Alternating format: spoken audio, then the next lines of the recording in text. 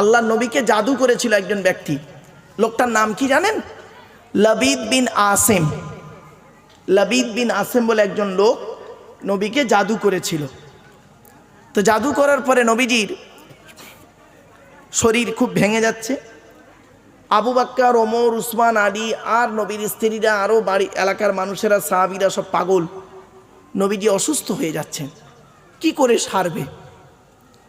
তো অনেক কিছু করার পরে নবীজি একদিন শুয়ে আছেন। ঘটনাটা শুনে নিন, এই মা বোনেরা ভালো করে শুনে নিন ঘটনাটা।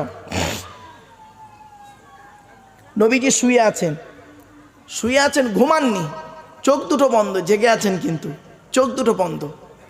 উনি বুঝতে পারছেন পায়ের দিকে একজন ব্যক্তি এসে দাঁড়ালো, মাথার দিকে একজন ব্যক্তি এসে দাঁড়ালো।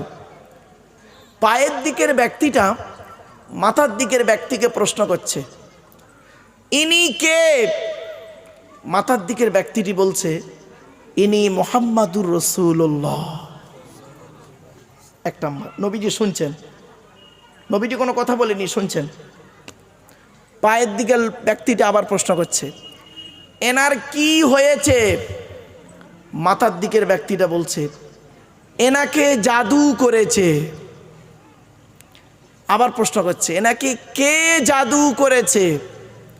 মাথার দিকের ব্যক্তিটি বলছে, লবিদ বিন আসেম বলে এক ব্যক্তি জাদু করেছে। এনার মাথার চুল নিয়ে চিরুনি ভাঙা, হাড় ভাঙা, এইসব নিয়ে বনি জারিকের কুয়ায় ওনার চুলের ভিতরে 11টা গেরো বেঁধেছে। চুলটাকে নিয়ে 11টা গেরো বেঁধেছে। বনি জারিকের কুয়ায় পাথর চাপা দিয়ে রাখা আছে, এই জন্য ওনার শরীর খারাপ। পায়ের দিকের ব্যক্তিরা জিজ্ঞাসা করছে, কি করে সারবে? বলছে, ওই চুলটা তুলতে হবে। তুলে কোরআনের 2টো সূরা আছে, কুল আউযু বিরব্বিল ফালাক, কুল আউযু বিরব্বিন নাস। এই 2টো সূরাতে 11টা আয়াত আছে। একটা করে আয়াত পড়বে আর চুলের গেরো খুলবে। এই 11টা আয়াত পড়া হয়ে যাবে 2টো সূরাতে, আর গেরো 11টা খোলা হয়ে যাবে। আল্লাহ চায় ওনার শরীর ভালো হয়ে যাবে। জোরে বলুন ব্যাস। বলি, এই মা বোনের আসতে, মা আসতে, মা রে মা, যেদিন মরে যাব সেদিন বুঝবে রে মানুষটা এই ওয়াজটা করেছিল। বলছে, বলি অমনি দুজনেই হাওয়া। নবীজি চোখটা খুলে আর দেখতে পাচ্ছে না কাউকে। নবীজি উঠেছেন, উঠে বাইরে গিয়ে বলছে, ও আবু বকর, ওমর, উসমান, আলী, এসো এসো এসো, তোমরা আমার রোগের ওষুধ খুঁজছিলে না? বলছে, হ্যাঁ, কয়েকদিন আপনি অসুস্থ। বলছে, আমার আল্লাহ আমার রোগের ওষুধ বলে দিয়েছে। বলছে, কিরকম ভাবে? বলছে, এই শোনো, বনি জারিকের কুয়া কোথায় গো? বনি জারিকের কুয়ায় লবিদ বিন আসেম আমার মাথার চুল নিয়ে 11টা গেরো বেঁধে আর পাথর চাপা দিয়ে রেখে দিয়েছে। কোরআনের 2টো সূরা আছে, কুল আউযু বিরব্বিল ফালাক, কুল আউযু বিরব্বিন নাস। এই 2টো সূরাতে 11টা আয়াত আছে। একটা করে আয়াত পড়বে, একটা করে চুলের গিরো খুলবে, আল্লাহর রহমতে আমার শরীর ভালো হয়ে যাবে। বাস। কে এখন যাবে? হযরত আলী রাদিয়াল্লাহু তাআলা আনহু আরও 3 জন সাহাবীকে নিয়ে উনি গেলেন বনি জারিকের কুয়ায়। গিয়ে সেখান থেকে উনি করলেন কি, ওই চুলটাকে উদ্ধার করে আনলেন। শুনে নিন, চুলটাকে উদ্ধার করে আনলেন। আনার পরে হযরত আলী রাদিয়াল্লাহু তাআলা আনহু পড়ছেন। মা বোনেরা শুনে নিন, বিসমিল্লাহির রহমানির রহিম। কুল আউযু বিরাব্বিল ফালাক মিন শাররি মা খলাক ওয়া মিন শাররি গাসিকিন ইযা ওয়াকাব ওয়া মিন শাররিন নাফাসাতি ফিল উকাদ ওয়া মিন শাররি হাসিদিন ইযা হাসাদ। 5টা গেরো খোলা হয়ে গেল। কুল আউযু বিরাব্বিন নাস মালিকিন নাস ইলাহিন নাস মিন শাররিল ওয়াসওয়াসিল খান্নাস আল্লাযী ওয়াসওয়িসু ফি সুদুরিন নাস মিনাল জিন্নাতি ওয়ান নাস। 11টা গেরো পড়া 11টা আয়াত পড়া হয়ে গেল, চুলের 11টা গেরো খোলা হয়ে গেল। আমার রাসূলুল্লাহ আল্লাহর হুকুমে সুস্থ হয়ে উঠে দাঁড়ালেন। আচ্ছা, এটা যে পড়লাম, আপনারা শুনলেন ঘটনাটা, সুবহানাল্লাহ বললেন, লাভ কি হলো? কি লাভ হলো শুনে নিন। এবার কি বলছেন আল্লাহর নবী? আল্লাহর নবী বললেন, ও আমার উম্মতেরা শুনে নাও, তোমাদের বাড়ির মধ্যে যদি কোনো ব্যক্তি, কোনো নারী বা কোনো পুরুষ এই কুল আউযু বিরাব্বিল ফালাক 7 বার যদি পড়ে, কবার কুল আউযু বিরাব্বিন নাস যদি 7 বার পড়ে, এই দুটো সূরা যদি 7 বার করে পড়ে যদি কোনো ব্যক্তির গায়ে ফুঁক দেওয়া হয়, নারী পুরুষ ছেলে মেয়ে নাতি নাতনি দাদু স্বামী স্ত্রী যদি গায়ে ফুঁক দেওয়া হয়, ওই বাড়িতে জেন ভূত পরি জাদু বান্টনা কিছুই লাগবে না। যান, আজ বাড়ি থেকে প্র্যাকটিক্যাল করবেন। আর আপনি এই সব না করে কি করেন? আপনি আমার কাছে এসেছেন তাবিজ নিতে, ঠিক না বেঠিক? আপনি আমার কাছে এসেছেন তাবিজ নিতে, বাচ্চার তাবিজ দেন হুজুর। তা আমি ওই দুটো সূরাই লিখে দেবো আর আউযু বিকালিমাতিন তাম্মা লিখে দেবো, দিয়ে বলবো দাও 5001 টাকা। শুনতে খারাপ লাগলো না? অতি বাস্তব কথাটাই বললাম, একদম বাস্তব কথাটা বললাম। এখন এইটা বলার পরে বাবা অনেক যে সমস্ত ভাইরা তাবিজ করে তারা তো আমার গোষ্ঠী উদ্ধার করে দেবে আমি জানি, কিন্তু কিছু করার নেই। আমি এখন পর্যন্ত কোনো হাদিস পাইনি বাবা। কেউ যদি পেয়ে থাকেন, আমি অন ক্যামেরাতে বলছি, এই ইউটিউবওয়ালারা আছে, পৃথিবীর কোনো আলেম যদি আমাকে একটা হাদিস একটু শোনাতে পারেন, আমার তো জ্ঞান কম, লেখাপড়া তেমন নেই বাবা, তো যদি কোনো আলেম বা কোনো বক্তা, কোনো মাওলানা সাহেব একটা হাদিস অন্তত সহি হাদিস বলতে পারেন যে আল্লাহর নবীর জামানায় সাহাবীরা এসে কোনো এক সাহাবী নবীকে বলেছেন, ইয়া রাসূল আল্লাহ, আমার ঘরটা জেনের খুব উৎপাত, আপনি এসে আমার 4 কোণে 4টে 20 ফুট রড পুঁতে দেন, দিয়ে আজান দিয়ে রডগুলো পুঁতে দেন, আর দিয়ে আপনি আমার ঘরটা বন্ধ করে দেন। আল্লাহ রসুল জীবনে একটা হাদিস যদি আপনারা আমার দেখাতে পারেন, ইনশাআল্লাহ আমি সেই দিন থেকে সমাজের মানুষের কাছে বলবো, আমিও সাপোর্ট করে বলবো যে আপনারা প্রত্যেকের ঘরগুলো সব বন্ধ করে দিন। জেন এত পরিমাণ ঢুকে পড়েছে আপনাদের ভেতরে, মানে রাস্তা নেই, মানে হরদম ঢুকে পড়েছে। পালাবার জন্য ওই 4 কোণে 4টে আজান দেবেন আর 20 ফুট রড পুঁতে দেবেন, জেন চলে যাবে। বাবা, আমি তো কোনো হাদিস পাইনি, যদি কেউ পেয়ে থাকেন আমাকে বলবেন, আমি শিখে নেব। কোনো দিন আমি পাইনি, তা পাবেন বলে মনে হয়। তা কি জানে, আল্লাহ যদি পায়, কোনো আলেম যদি পেয়ে থাকেন আমাকে বলবেন। এই সমাজের কাছে এই পোস্টটি আমি ছুড়ে গেলাম।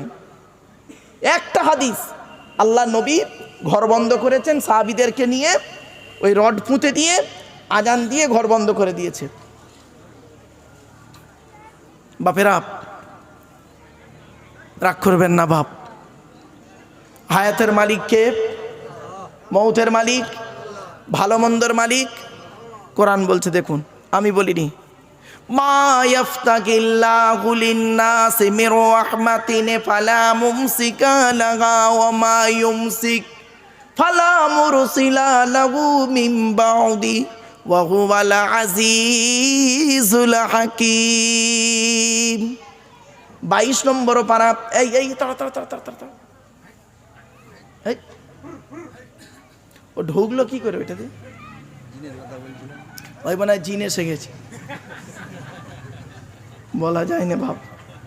বাড়ি যেতে পারবো তো? আফসোস বাবা, আমি এই কথাগুলো বলছি তো। আর একটা কথা আপনাদের বলি, আমি এখনো পর্যন্ত খুঁজে পাইনি এই চারটে কোণে চারটে দাগ মেরে কি কলম দিয়ে টেনে টেনে বলে দিল, সর্বনাশ, শেষ হয়ে গেছে। শেষ। হুজুর কি শেষ হলো? তোমার বাড়ির পেছনে নারকেল গাছ আছে, বাড়ির পাশে পুকুর আছে। আচ্ছা ভাই, এই পশ্চিম বাংলা কার বাড়ির পেছনে নারকেল গাছ নেই আর পুকুর নেই বলুন? লাউ ঠেলা। শাওড়া গাছ আছে, তেঁতুল গাছ আছে।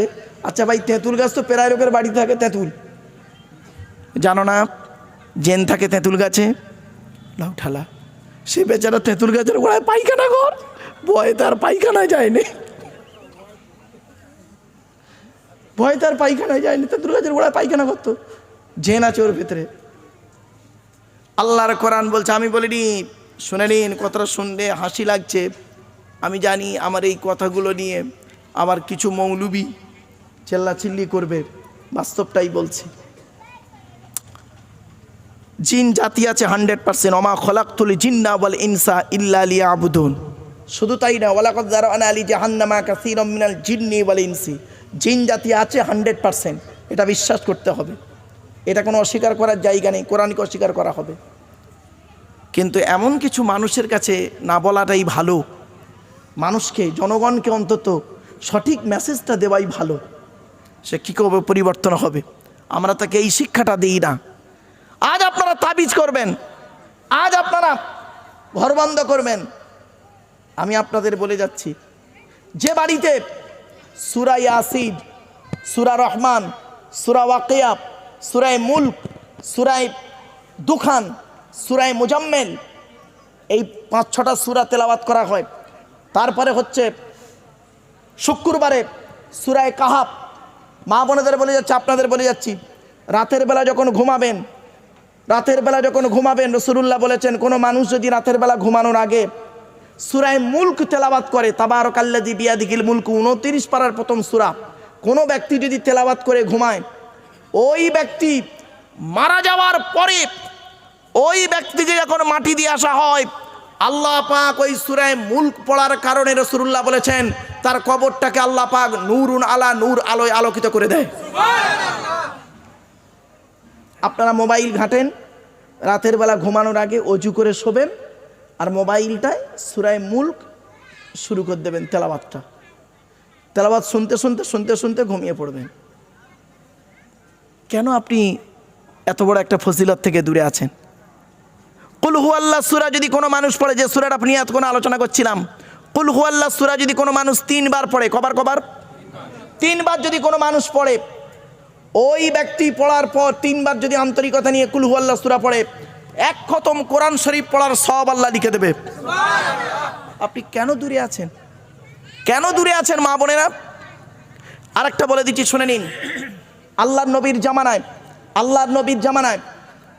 আল্লাহর নবীর কিছু সাহাবী একটা এলাকায় গিয়েছেন। সেই এলাকার লোকেরা, ওদের যে হেড প্রধান, সে করেছে কি, গুরুত্ব দিচ্ছিল না মুসলমানদেরকে। আল্লাহর কিষান, ওই প্রধানের, ওদের যে নেতার সাপে কামড়ায়। কিছু বুঝতে পারছেন আমার ভাষা? শুনে নিন, শিখে যান আজকে এখান থেকে। সাপে কামড়াতে বিষ উঠে গেছে, গাল থেকে গেঁজা বেরোচ্ছে, মরেনি। এবারে একজন ব্যক্তি এসে বলছে, এই সাপের বিষ নামাবে কে? তো একজন ব্যক্তি এসে বলছেন, ভাই, ও মুসলমান ভাইয়েরা, তোমাদের মধ্যে এমন কেউ আছো সাপের বিষ নামাতে পারবে? সাপে কামড়েছে, সাপের বিষ নামাতে পারবে, এমন কেউ আছে? তখন একজন সাহাবী বললেন, আমি আছি, আমি সাপের বিষ নামাবো ইনশাআল্লাহ। পারবেন? চলুন। গিয়েছেন সাহাবীটা, গিয়ে শুনে নিন, সাহাবীটা গিয়েছেন, ঈমান কাকে বলে, সাহাবীটা গিয়েছেন, গিয়ে লোকটাকে সাপের বিষ নামিয়ে দিয়েছে। নামিয়ে দেওয়ার পর লোকটা বেঁচে গেছে। যাওয়ার পরে লোকটাকে বলছে 40টা উট দিতে হবে, বকরি দিতে হবে। বকরি কটা? 40টা বকরি। 40টা বকরি দেওয়া হলো। শুনে নিন, 40টা বকরি দিল। দেওয়ার পরে উনি করলেন কি, 40টা বকরি এনে আল্লাহর নবীর কাছে এলেন সকলে সাহাবীরা 40টা বকরি নিয়ে নবীজির কাছে এসে সব ঘটনাগুলো খুলে বললেন, ইয়া রাসূলুল্লাহ, আমরা অমুক জায়গায় গিয়েছিলাম, সেখানে যেতে তারা আমাদেরকে যথাযথ সম্মান দিচ্ছিল না।